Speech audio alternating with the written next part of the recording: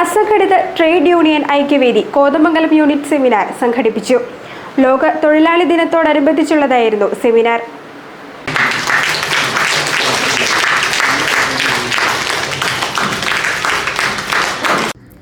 അസംഘടിത trade union സമിതി May ദിനാചരണത്തിന്റെ ഭാഗമായി അസംഘടിത തൊഴിലാളികളും ആനുകൂല്യങ്ങളും എന്ന വിഷയത്തിലാണ് സെമിനാർ സംഘടിപ്പിച്ചത്. UDF ജില്ലാ കൺവീനർ ഷിബു തെക്കുംപുറം ഉദ്ഘാടനം നിർവഹിച്ചു. അത് 19 മാസമായി കുടിശ്ശികയായി കിടക്കുന്നു എന്ന് പറഞ്ഞാൽ വലിയ വെല്ലുവിളിയാണ് അസംഘടിത മേഖലയിലെ തൊഴിലാളികൾ അനുഭവിക്കുന്നത്.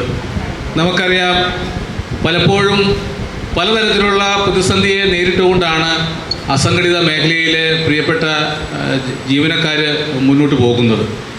അവിടെ തൊഴിലെടുക്കുന്നവർക്കൊക്കെ വലിയ ബുദ്ധിമുട്ടുകളുണ്ട്.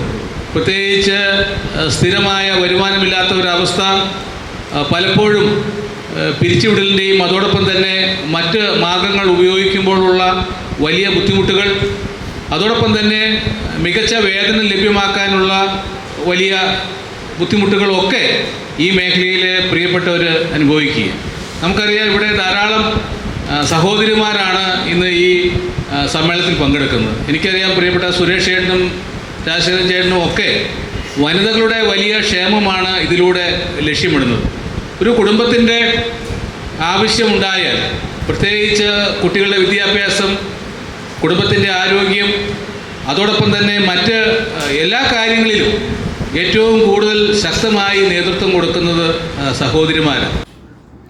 മേഖലാ ചെയർമാൻ AC രാജശേഖരൻ അധ്യക്ഷത വഹിച്ചു.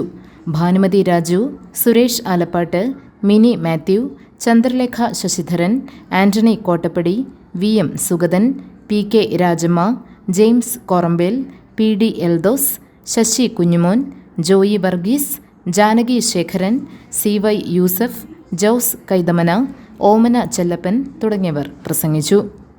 GTV news Kothamangalam.